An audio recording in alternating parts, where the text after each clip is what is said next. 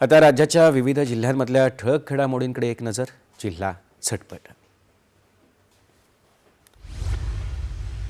चंद्रपूर जिल्ह्यातलं उथळपेठ ठरलं राज्यातलं पहिलं 100% सौर ऊर्जा ग्राम. माजी मंत्री आमदार सुधीर मुनगंटीवार यांच्या हस्ते झालं सौर प्रकल्पाचं लोकार्पण.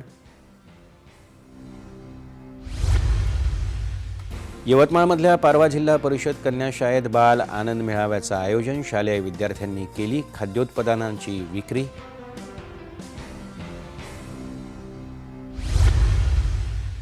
वाशिम जिल्ह्यात वनोजा इथल्या हजारो हेक्टरवरील संत्रा बागांना हवामान बदलाचा फटका. शून्य उत्पादनामुळे कोट्यावधींचं नुकसान.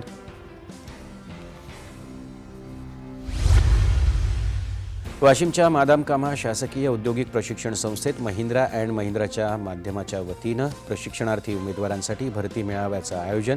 शेकडो प्रशिक्षणार्थ्यांचा सहभाग. आणि सिंधुदुर्गात मालवण इथं आयोजित सागरी जलतरण स्पर्धेत बीड जिल्ह्यातल्या वरवटीमधील दिव्यांग स्वरा चाटेनं जिंकलं कांस्य पदक.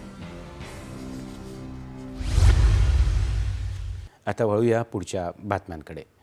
छत्तीसगडमध्ये सुकमा जिल्ह्यात कारवाई करून